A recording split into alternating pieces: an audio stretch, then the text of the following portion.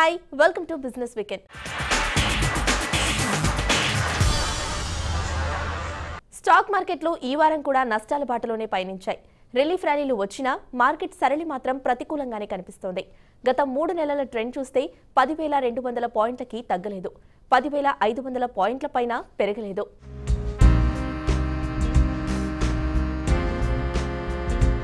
భారత ఆర్థిక వ్యవస్థ మెరుగుపడుతోందని తాజాగా విడుదల చేసిన పిచ్ రేటింగ్స్ గణాంకాలు చెబుతున్నాయి. గ్లోబల్ ఎకనామిక్ అవుట్లుక్ రిపోర్టులో పిచ్ సంస్థ పొందుపరిచిన అంచనాలు ఆశాజనకంగా ఉన్నాయి. ఫిచ్ రేటింగ్స్ భారత వృద్ధి రేటు వచ్చే ఆర్థిక సంవత్సరానికి 7.3% నమోదవచ్చని అంచనా వేసింది.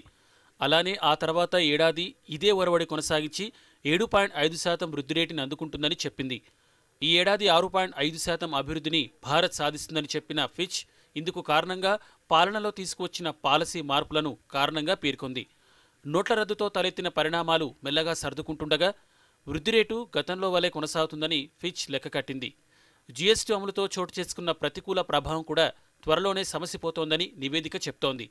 అల్పాదాయ వర్గాలకు ప్రయోజనం చేకూర్చే అంశాలు బడ్జెట్లో పొందుపరచడంతో గ్రామీణ ప్రాంతాల్లో కొనుగోలు వ్యయ ప్రయాణాలు పెరిగేందుకు దోహదపడతాయనే అభిప్రాయాన్ని వ్యక్తం చేసింది ఫిచ్.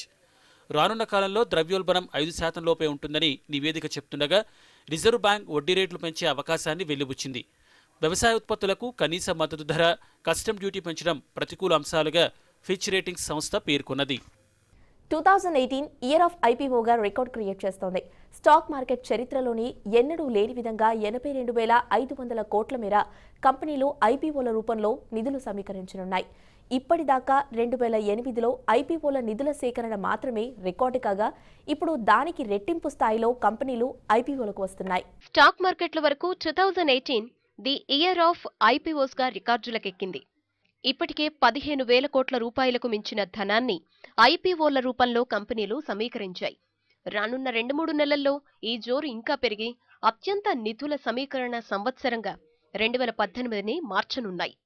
ఇలా మొత్తం 82,500 కోట్ల మేర ఇన్వెస్టర్ల సంపద స్టాక్ మార్కెట్లోకి ప్రవహించనుందనే టాక్ వినిపిస్తోంది. ఈ స్థాయి నిధుల ప్రవాహం ఈ మధ్య కాలంలో ఎప్పుడూ లేదు. ఇంత భారీగా నిధులు రావడం అనేది 2008 సంవత్సరంలో చోటు చేసుకోగా ఇప్పుడు ఆ సొమ్ముకి రెట్టింపు ధనం ఇన్వెస్టర్లు కుమ్మరించనున్నారు. ఈ నెలలో ఐసీఐసీఐ సెక్యూరిటీస్ ఐపీఓ రానుంది. ఇది ముందనుకున్న సమయానికంటే ముందే వస్తోంది. ఎందుకంటే long term capital gain tax ని తప్పించుకునేందుకే ఇలా మార్చి 31 లోపు వస్తోందనే వాదనుంది. ఎందుకంటే ఐపీఓల ద్వారా వచ్చే లాభాలకు ఈ పన్ను వర్తించదు. అయితే వరుసగా వచ్చిపడుతోన్న ఐపీఓలతో మార్కెట్లో నగదు లభ్యత తగ్గుతుందని కొంతమంది అనలిస్టులు చెబుతున్నారు. మామూలుగా అయితే ఐపీఓలకు ప్రభుత్వ సంస్థలు కాస్త వెనుకబడే ఉంటాయి. కానీ ఈ 2 నెలల్లో 8 ప్రభుత్వ రంగ సంస్థలు ఐపీఓకి రావడం గమనార్హం. బంధన్ బ్యాంక్, హిందుస్థాన్ ఏరోనాటిక్స్ సహా 5 కంపెనీలు పబ్లిక్ ఇష్యూలతో ఇన్వెస్టర్ల ముందుకు రానున్నాయి. ఈ కంపెనీలన్నీ కలిసి సమీకరించనున్న సొమ్ము 10,500 కోట్ల రూపాయల వరకు ఉంటుంది. ఇవే ఈ ఆర్థిక సంవత్సరానికి చివరి భారీ పబ్లిక్ ఇష్యూలనే అవకాశం ఉంది. ఇష్యూకు రానున్న ఇతర కంపెనీల్లో Bharat dynamics limited, Sandhar technologies, Karda constructions ఉన్నాయి. వాటిలో హెచ్ఏఎల్ది భారీ ఐపీఓ కాగా కర్దా కన్స్ట్రక్షన్స్ ది అతి చిన్న ఇష్యూ. భారత్ డైనమిక్స్ ఇష్యూలో దలాల్ స్ట్రేట్ తలుపు తట్టాయి. సెక్యూరిటీ సేవలను అందిస్తున్న హైదరాబాదీ సంస్థ క్యాప్స్టన్ ఐపీఓకు రాబోతోంది. వ్యాపార విస్తరణ, రుణాలను తీర్చుకునేందుకు ఈ ఐపీఓ ద్వారా సేకరించే ధనాన్ని వాడతామని కంపెనీ చెబుతోంది. 6,500 మందికి పైగా ఉద్యోగులతో సుమారు 400 మందికి పైగా క్లయింట్లకు సేవలను అందిస్తున్న క్యాప్స్టన్ దక్షిణాది మార్కెట్పై పట్టు సాధించడమే లక్ష్యంగా చెబుతోంది. ఎన్ఎస్సి ఎస్ఎంఈ ప్లాట్ఫామ్ ద్వారా ఐపీఓ ఈ నెల 20వ తేదీన ప్రారంభం కాబోతోంది. ఒక్కో షేరుకు ₹90 ఇష్యూ ధరగా నిర్ణయించారు. 2009లో స్టార్ట్ అయింది. 2009లో ఫస్ట్ 50 ఎంప్లాయీస్తో స్టార్ట్ అయింది. Now in 2017 number of employees 6,500కి రీచ్ అయిందండి. First initial income all 2009 it is with a small top line. Now it's 2017 it reached a top line of 90 crores. ఈ 17-18కి టాప్ లైన్ మేము expect చేస్తుంది ఎంతంటే 117 crores అండి. more or less 2 crores this side that side. Mostly it will cross 11 crores lo majority amount will be utilized for the 6.5 crores andi. The particularly the operational where the company operates little working capital intensive andi already, so that 6.5 crores will go to the working capital, and part of the amount about 2 crores will go to the repayment of unsecured loans, little which have been taken for the working to meet the working capital needs only. Banking సిస్టంలో ఉన్న లోపాలపై ఉర్జిత్ బహిర్గతపరిచిన అంశాలు ఇప్పుడు సంచలనం కలిగిస్తున్నాయి. బ్యాంకులపై ప్రభుత్వం పెత్తనం పెరగడం వల్లనే ఇలా జరుగుతుందని ఉర్జిత్ చెప్పడంతో ఇది పొలిటికల్ గాను కలకలం రేపుతోంది. బ్యాంకుల్లో జరుగుతున్న మోసాలకు కారణం అసలు చట్టాలంటే భయం లేకపోవడమే అని ఆర్బీఐ గవర్నర్ ఉర్జిత్ అభిప్రాయపడ్డారు. దానికి తోడు బ్యాంకింగ్ నియంత్రణ చట్టానికి చేసిన సవరణతో ఆర్బీఐ అధికారాలకు కూడా కత్తెర పడిందని చెప్పారాయన. పంజాబ్ నేషనల్ బ్యాంకు వ్యవహారంలో జరుగుతున్న రగడపై తొలిసారిగా స్పందించిన ఆయన కొన్ని వాస్తవాలను బయటపెట్టారు. ఆ వివరాలు పరిశీలిస్తే ఆర్బీఐ ఓ పదును లేని కత్తిగానే అర్థమవుతుంది. సెక్షన్ 51కి చేసిన సవరణతో బ్యాంకులలో డైరెక్టర్లు, ఎండీలు, చైర్మన్లు విలీనాలు ఇలా ఏ విషయంలోనూ ఆర్బీఐ ప్రమేయం లేదు అని తెలుస్తోంది.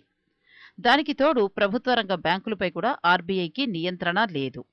బ్యాంకులు విపరీతంగా నష్టాల పాలైనా ఆదుకోవడానికి ప్రభుత్వం ఉందనే ధీమానే ఇందుకు కారణమని ఉర్జిత్ పటేల్ స్పష్టం చేశారు. దీంతో ఆర్థిక సాయం, ఉద్దీపన ప్యాకేజీలతో ఇన్నాళ్లు జరుగుతున్న వితరణలు ఎంత దండగమారి ఖర్చులో తెలుస్తోంది.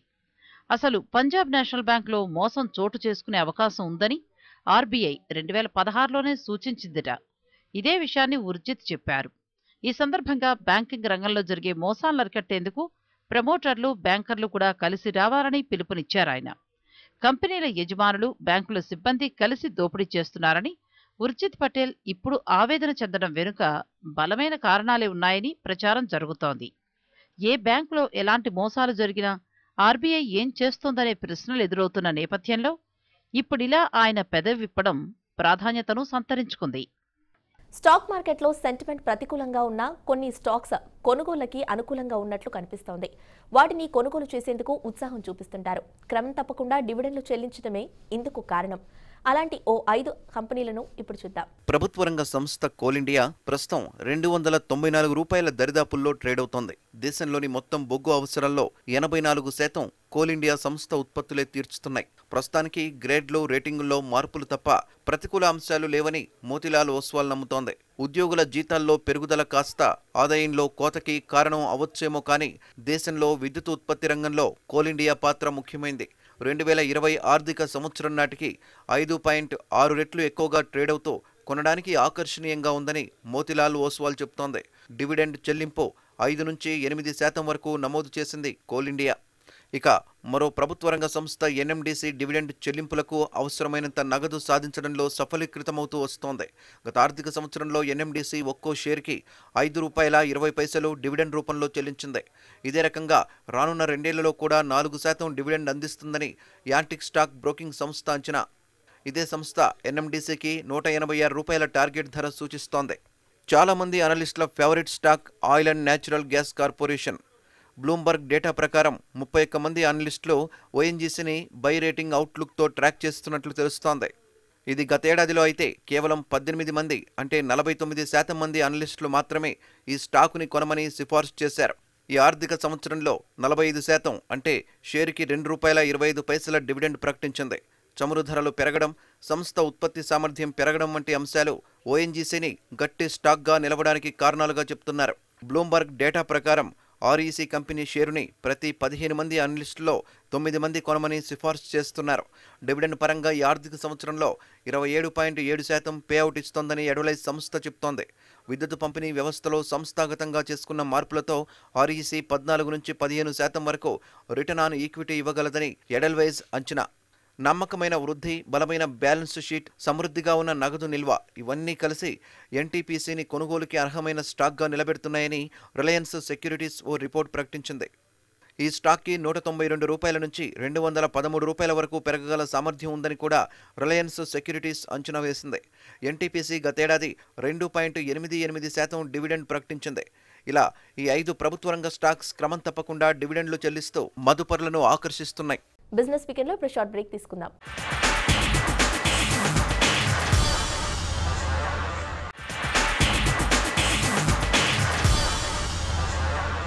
Welcome back to business weekend. ఆక్వాఫెడ్ స్టాక్స్లో ర్యాలీకి బ్రేక్ పడింది. యుఎస్సీలో వీటి దిగుమతులపై భారీగా సుంకం విధిస్తారనే ప్రచారమే ఇందుకు కారణం. మరి ఈ అంశంపై రొయ్యల ఎగుమతి కంపెనీలు ఏమంటున్నాయి? Avanti feeds, water base, apex frozen foods ఈ 3 సంస్థల పేర్లు ఈ వారం ఒడిదొడుకులకు లోనయ్యాయి. అమెరికాలో వాణిజ్య శాఖ తమ దేశంలోకి దిగుమతయ్యే రొయ్యలు, చేపలు వంటి జలచర ఉత్పత్తులపై సుంకం భారీగా పెంచాలని ప్రతిపాదన చేసింది. ఇది కూడా భారత్ నుంచి ఎక్స్పోర్ట్ అయ్యే ఉత్పత్తులపైనే కావడం గమనార్హం. ఈ సుంకం ఇప్పటిదాకా 0.84% మాత్రమే ఉండేది. ఈ పన్నుని 2.34% పెంచాలనేది యుఎస్ కామర్స్ డిపార్ట్మెంట్ ప్రతిపాదన. అయితే ఈ సుంకం పెంపు గతేడాదే 1% పెంచిన తర్వాత తగ్గించింది. ఈ ప్రతిపాదన రావడమే తరువాయి మన భారతదేశ కంపెనీల స్టాక్స్ నష్టపోవడం ప్రారంభించాయి. వాటర్ బేస్ విషయమే తీసుకుంటే మొదట్లో 9 నెలల్లో కంపెనీ నికర లాభం 27.4 కోట్లుగా నమోదైంది. సాధారణంగా రొయ్యలు పెంపకం నుంచి ఎగుమతి దశ వరకు అయ్యే ఖర్చు లెక్క పెడితే ఎగుమతిదారులు 10 నుంచి 12% వరకు ఆదాయం పొందుతారు. మామూలుగా 1.5% ఎక్స్పోర్ట్ డ్యూటీ పెరిగినా ఈ కంపెనీలకు నష్టం లేదని వాటర్ బేస్ యాజమాన్యం చెప్తోంది. ప్రతిపాదన నిర్ణయంగా మారినా కూడా రొయ్యల ఎగుమతికొచ్చిన ఢోకా లేదని అంటోంది అవంతి ఫీడ్స్ యాజమాన్యం. ఈ అంశంతో సంబంధం లేకుండా రానున్న కాలంలోనూ ఇండస్ట్రీ 10 నుంచి 15% వరకు వృద్ధి నమోదు చేస్తుందని అవంతి ఫీడ్స్ ఎండీ ఇంద్రకుమార్ చెప్తున్నారు. వియత్నాం, భారత్, థాయిలాండ్ మాత్రమే ప్రపంచంలో రొయ్యలను మిగిలిన దేశాలకు ఎగుమతి చేసే దేశాలు. మరి వీటి సంగతి ఏంటంటే వియత్నాం రొయ్యలపై మరీ దారుణంగా 25% పైగా ఇంపోర్టు డ్యూటీ విధించడమే. అందుకే ప్రతిపాదించబడ్డ రేట్లు తమ లాభాలకు ఎలాంటి అడ్డుకట్ట వేయదని భారత రొయ్యల ఎగుమతి కంపెనీలు ధీమా వ్యక్తం చేస్తున్నారు. అందుకే మంగళవారం నాటి ట్రేడింగ్లో Apex frozen foods 4%, water base 10%, Avanti feeds దాదాపు 8% వరకు లాభపడ్డాయి. అప్పుల కుప్పల కంపెనీ దివాలాతో మరో ప్రభుత్వ రంగ సంస్థ కూడా బాగా ఇబ్బందుల్లో పడింది. వాటికి లోను ఇచ్చిన బ్యాంకులతో పాటు పెట్టుబడి పెట్టినందుకు ఇప్పుడు తీరిగ్గా విచారించాల్సి వస్తుంది. ఇంతకీ ఆ సంస్థ ఏదో తెలుసా? ఎల్ఐసి దేశంలో అతిపెద్ద జాతీయ బీమా సంస్థ. ఈ సంస్థ తన వినియోగదారుల ప్రీమియంతో వచ్చిన మొత్తాన్ని ఎప్పటికప్పుడు ఇతర సంస్థల్లో పెట్టుబడి పెడుతోంది. అలా చేసిన ఇన్వెస్ట్మెంట్తో చాలా ఆదాయమే గడించింది. ప్రత్యేకంగా హౌసింగ్ ఫైనాన్స్ సంస్థను కూడా నడుపుతోంది. అయితే ఈ మధ్యకాలంలో ఈ కంపెనీ అనుసరించిన మార్గాలు సంస్థ ఆదాయానికి భారీగా గండి కొట్టేలా ఉన్నాయి. మోసపూరిత డాక్యుమెంట్లతోనో, సిబ్బంది చేతివాటం వలనో చాలా బ్యాంకులు ఇప్పుడు మొండిబకాయిల బారిన పడగా ఇప్పుడు అదే స్థితి ఎల్ఐసి ఇండియాకు కూడా దాపురించింది. నేషనల్ కంపెనీ లా ట్రిబ్యునల్ వద్ద దివాలా ప్రక్రియలో ఉన్న 10 కంపెనీల్లో ఎల్ఐసికి భారీగా వాటాలు ఉండడమే ఇందుకు కారణం. వాటిని వరుసగా చూస్తే వక్రంగి సాఫ్ట్లో 6.58% వాటా, వీడియోకాన్ ఇండస్ట్రీస్లో 4.56% వాటా, గీతాంజలి జెమ్స్లో 3.79% వాటా, ఆమ్టెక్ ఆటోలో 3.39% వాటా ఎల్ఐసికి ఉంది. అలోక్ ఇండస్ట్రీస్కి 2.55% వాటా కలిగి ఉన్న ఎల్ఐసి ఈ బకాయిలు రాబట్టుకునే మార్గమే లేదు. ఇక మార్కెట్లో ఒకప్పుడు ఓ వెలుగు వెలిగిన కంపెనీల షేర్లు చూస్తే మందన ఇండస్ట్రీస్లో 1.99%, జ్యోతి స్ట్రక్చర్స్లో 1.94%, ఆప్టో సర్క్యూట్స్లో 1.16%, ఎలక్ట్రో స్టీల్ కేస్టింగ్స్లో 1.06%, ఏబీజీ షిప్యార్డ్లో 1% వాటా ఉంది. ఇప్పుడు చెప్పుకున్న షేర్లన్నీ కూడా వాటి వాల్యుయేషన్ గరిష్ట స్థాయిల నుంచి సగటున 95% నష్టపోయాయి. అంటే ఆస్తుల విలువలో ఇంత కోత భారీగా నష్టపోయిన తర్వాత ఎల్ఐసి తమ వాటా షేర్లు వదిలించుకున్న పెట్టుబడిలో 95% నష్టపోవాలి. ఈ మధ్యకాలంలో ఎల్ఐసి ఈ స్థాయిలో నష్టపోయింది లేదు. అయితే ఈ పెట్టుబడులన్నీ తాజాగా చేసినవి కాదని సంస్థ ఎండీ హేమంత్ భార్గవ్ చెప్తున్నారు. గత 2-3 ఏళ్ల నుంచి ఎల్ఐసి బీఎస్ఈ 200 కంపెనీల్లో మాత్రం పెట్టుబడి పెడుతోందని సమర్థించుకున్నారాయన. ఈ కంపెనీల్లో మాత్రమే కాకుండా ఎల్ఐసి ఇండియాకి Reliance communications, GTL infra, Xylog systems, Rolta India, Aban offshore, Shri Renuka sugars, Monnet industries వంటి కంపెనీల్లోనూ పెట్టుబడులున్నాయి. గతేడాది చివరి నాటికి ఎల్ఐసి 378 కంపెనీల్లో 1% పైగా వాటా కలిగి ఉండగా వాటిలో 68 కంపెనీల మార్కెట్ క్యాపిటలైజేషన్ 100 కోట్ల రూపాయల్లోపే ఉండడం గమనార్హం. ఇప్పటిదాకా ఎల్ఐసి కేవలం లార్జ్ క్యాప్ కంపెనీలు లేదంటే బ్లూ చిప్ కంపెనీల్లో మాత్రమే పెట్టుబడి పెడుతోందనే అపోహ ఉండేది. ఈ లెక్కలు చూసిన తర్వాత అది వాస్తవం కాదనేది అర్థమైపోతుంది. ఈ పరిణామం తర్వాత ఎల్ఐసి ఇండియా ఏ సంస్థలో పెట్టుబడి ఏ ప్రాతిపదికన ఇన్వెస్ట్ చేస్తుందనే సందేహం వస్తే ఆశ్చర్యం లేదు. పెట్టుబడుల వ్యూహంలో ఖచ్చితంగా బడాబాబుల పలుకుబడితో పాటు సిబ్బంది మాయాజాలం కూడా కాస్త ఉండి ఉంటుందనేది సత్యం. Karvy fundamental research analyst Arvind stock recommendations ఒకసారి చూద్దాం. మార్కెట్స్ కొద్దిగా కన్సాలిడేషన్ మోడ్లో ఉన్న టైం అండి. ఆల్మోస్ట్ మనకి ఇన్ఫ్యాక్ట్ చెప్పుకోవాలనుకుంటే కొంచెం బోరింగ్గా తయారయ్యాయని చెప్పుకోవచ్చు. సో ఇన్ని రోజులు మనకి ఆల్మోస్ట్ పాస్ట్ 2 years నుంచి కొద్దిగా ఎక్సైట్మెంట్ అదనేది కొద్దిగా లాస్ట్ ఒక 1.5 months 2 months నుంచి తగ్గిపోయిందని చెప్పుకోవచ్చు. Mainly they are various reasons అండి. ఒకటేంటంటే మనకి కొద్దిగా పిఎస్యూ బ్యాంక్ సెక్టర్లో ఏదైతే మనం చూస్తున్నామో స్కామ్స్ కానివ్వండి ఇవన్నీ కానివ్వండి, mainly because of balance sheet items which are like letter of undertaking, letter of credit. In fact letter of credit కంటే కూడా లెటర్ ఆఫ్ అండర్టేకింగ్ ఏదైతే ఉన్నాయో ఆ ఇష్యూ పైన కూడా almost everything is revolving around LOUs అండి. ఆల్మోస్ట్ 12,000 crores అనేది it's a big number అండి. So I think PSU sectors bottom out అయ్యాయా అని అంటే నాట్ యెట్ అని నేను చెప్పుకుంటానండి. ఎందుకంటే there are many things to happen అండి. ఇప్పుడు మనకి RBI కానివ్వండి, మినిస్ట్రీ ఆఫ్ ఫైనాన్స్ కానివ్వండి, కొద్దిగా ఏంటంటే there is an exchange of words between those 2 entities regarding ఏంటంటే PSU బ్యాంక్స్ కంట్రోలింగ్ పవర్ దగ్గర. బట్ ఇన్ మై వ్యూ ఏంటంటే who ones is not important అండి, హూ కంట్రోల్స్ ఇట్ అనేది నాకు I think it's important. So RBI could have done better అనేది నా opinion అండి. So bottom out అయ్యాయా అని అంటే డెఫినెట్లీ నాట్ అండి. I think it will take some time to settle down. We don't know ఎందుకంటే every now and then almost once in a week ఒక కొత్త న్యూస్ వస్తుందండి. So this much of scams have been unearthed అనే టైప్లో almost రెగ్యులర్గా కనబడుతున్నాయి మనకు last 4 weeks నుంచి కాబట్టి. So I think they have not bottom yet. So కొద్దిగా వెయిట్ చేయాల్సిన అవసరం అండి. అండ్ అదేవిధంగా నెక్స్ట్ వీక్లో కొద్దిగా కీలకం కాబోతుంది ఏంటంటే అండి మనకి గ్లోబల్ ప్రైస్ వార్స్ ఏదైతే ఉన్నాయో, గ్లోబల్ ఇదైతే ప్రొటెక్షనిస్ట్ మెజర్స్ ఏదైతే ఉన్నాయో ఐ థింక్ కొద్దిగా కీలకం కాబోతున్నాయండి. ఈ protectionist measures which is like trade war ఏదైతే ఉందో ఇట్స్ నాట్ ఓవర్ యెట్ అండి. సో మనకి I think it's just the beginning అని నా ఒపీనియన్ అండి. So I think market will trade in a range bound అనేది నా ఉద్దేశం అండి. మేబీ 10,200 10,400 లెవెల్స్ ఆ రేంజ్ మధ్యలోనే ఉండొచ్చండి మార్కెట్స్. కొద్దిగా I think they will stay there for some time అండి. ఎందుకంటే మనకి not many things are happening as of now. కొద్దిగా ఈ గ్లోబల్ ట్రేడ్ వార్ ఒకటి మనకు కనబడుతుంది which is slightly negative. I wouldn't call it negative but negative bias అని నేను చెప్తాను. మేబీ అదేవిధంగా మనకి ఏదైతే ఎలక్షన్స్ ఏదైతే ఉన్నాయో lot of skepticism is around it అండి. మనకి they are many states, around 5 states are going for elections in next 1 year. So and అదేవిధంగా కొద్దిగా ఎన్డీఏకి ఆల్మోస్ట్ బీజేపీకి ఎస్పెషల్లీ బీజేపీకి కొద్దిగా నెగిటివ్గా కనబడుతుంది కాబట్టి మేబీ మార్కెట్స్ విల్ రియాక్ట్ అన్న టైప్లో నేను అనుకుంటానండి.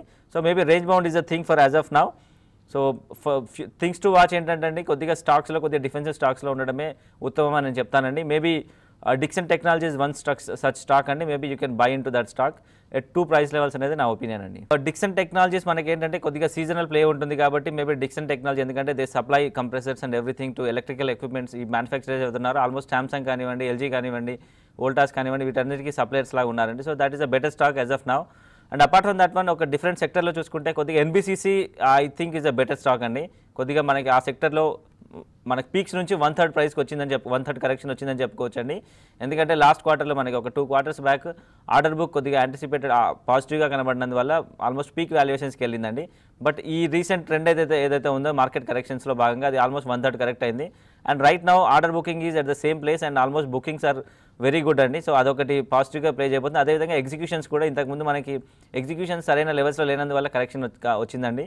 సో ఇప్పుడు కొద్దిగా చేంజ్ అవుతూ వస్తుందండి. ఎగ్జిక్యూషన్స్ కూడా కొద్దిగా మంచిగా కనబడుతున్నాయి కాబట్టి NBCC is also a better అండి ఇన్ఫ్రాస్ట్రక్చర్ స్టాక్స్లో. So Dixon Technologies in electrical equipment and NBCC in infrastructure segment are stocks to look for this week అండి. మరిన్ని బిజినెస్ న్యూస్ను ఇప్పుడు చూద్దాం. ప్రీమియర్ ఫోన్ విక్రయాల రిటైల్ సంస్థ అప్ట్రానిక్స్ విశాఖపట్నంలోనూ తన శాఖను ప్రారంభించింది. ఈ షోరూంను నటి ప్రణీత ప్రారంభించగా తమ సంస్థ హైదరాబాద్, బెంగళూరు తరహాలో వైజాగ్లోనూ కస్టమర్లను ఆకట్టుకుంటుందని అప్ట్రానిక్స్ MD సుతీందర్ సింగ్ అభిప్రాయపడ్డారు. Market is very good for Apple. Apple is a aspirational product. Everyone wants to upgrade from Android to Apple. It's a very good product. The security features and the iOS platform is very good.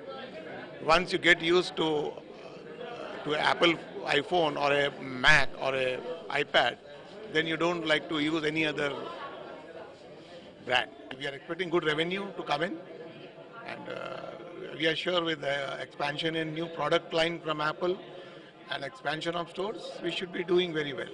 Android version ఫోన్ల కంటే premier సెగ్మెంట్ల ఫోన్లైన Apple మొబైళ్లు ఎక్స్క్లూజివ్గా విశాఖ వాసులకు అందిస్తున్నట్టు అప్ట్రానిక్స్ MD చెప్పారు. అప్ట్రానిక్స్ ప్రారంభోత్సవానికి వచ్చిన ప్రణీతిని చూడ్డానికి భారీగా జనం రావడంతో విశాఖ డాబా గార్డెన్స్లో సందడి చోటు చేసుకుంది. ఇవి బిజినెస్ వీకెండ్ విశేషాలు. మరో ఎపిసోడ్లో మళ్ళీ కలుద్దాం. Until then keep watching TV5.